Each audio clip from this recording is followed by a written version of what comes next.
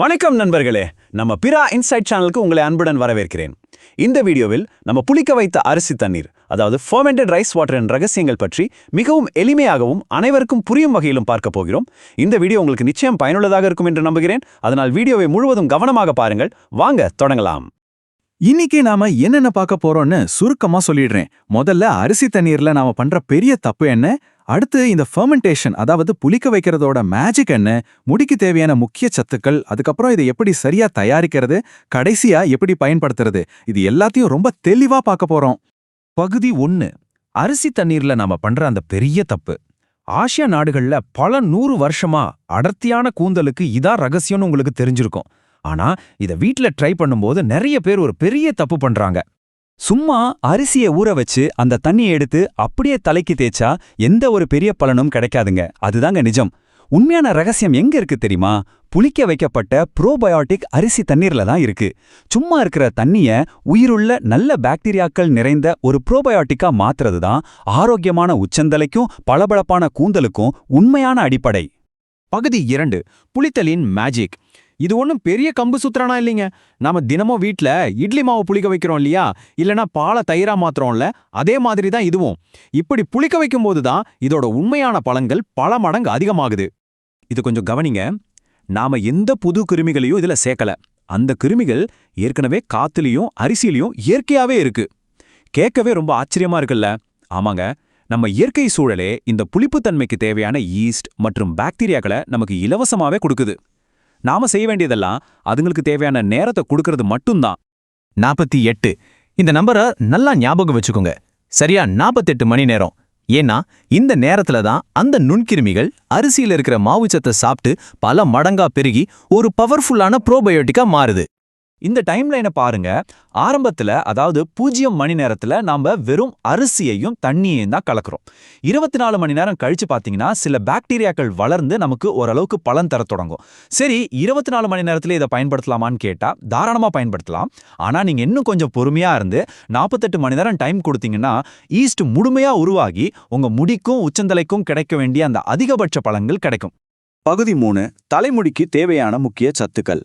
அப்படி என்னதான்பா இருக்கு இந்த 48 மணி நேரம் புளிக்க வச்ச தண்ணிக்குள்ள? வாங்க பார்க்கலாம். இதுல பி வைட்டமின்கள், அமினோ அமிலங்கள், மெக்னீசியம், அப்புறம் செலீனியம்னு ஏராளமான சத்துக்கள் கொட்டி கிடக்கு. இதுல குறிப்பா நைட்ரிக் ஆக்சைடை பத்தி சொல்லியே ஆகணும். இது என்ன பண்ணும் தெரியுமா? நம்ம முடியோட வேர்க்கால்களுக்கு நேரடியாக ஆக்சிஜனை கொண்டு போய் சேர்க்கும் வேலையை ரொம்ப சிறப்பா செய்யுது. இதனால முடி உதிர்வதை குறைஞ்சு வேர்கள் நல்ல ஸ்ட்ராங் ஆகுது. அடுத்து பீட்டா. இது புளிக்க வைக்கும்போது உருவாகிற ஒரு ரொம்ப முக்கியமான பொருள். புளிவிழந்த முடிகளுக்கு இது ஒரு அருமருந்துன்னே சொல்லலாம். இது உங்க முடியை நல்லா ஷைனிங்காவும் ஆரோக்கியமாவும் மாத்துறதோட மட்டும் இல்லாம உச்சந்தலையில இருக்கிற மைக்ரோபயோம் பேலன்ஸை மெயின்டைன் பண்ணி பொடுகு, அரிப்பு இதெல்லாமே வராம சூப்பரா பாத்துக்குது. அது மட்டும் இல்லாம இதுல லாக்டிக் ஆசிட் இருக்கு. பொதுவா ஆசிட்னு பேரை கேட்டாலே அது உடம்புக்கு கெடுதலாச்சேன்னு நிறைய பேர் நினைப்பாங்க. ஆனா அது ஒரு பெரிய கட்டுக்கடை. நம்ம முடிக்கும் சர்மத்துக்கும் ஒரு குறிப்பிட்ட அளவிலான அமிலத்தன்மை கண்டிப்பா தேவை.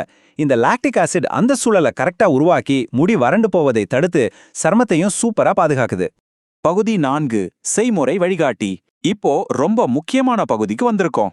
இத வீட்லயே எப்படி ரொம்ப துல்லியமா தயாரிக்கிறதுன்னு இப்போ ஸ்டெப் பை ஸ்டெப்பா பார்க்கலாம். வேணும்னா ஒரு பேப்பர் பென் எடுத்து நோட் பண்ணிக்கோங்க.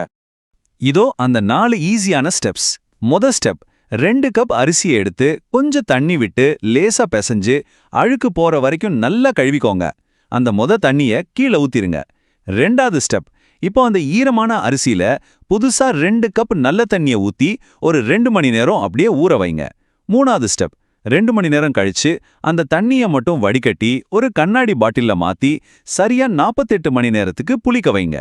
4வது ஸ்டெப், 48 மணி நேரம் முடிஞ்சதும் அதை எடுத்து அப்படியே ஃப்ரிட்ஜில் வச்சிருங்க. அவ்வளோதான்.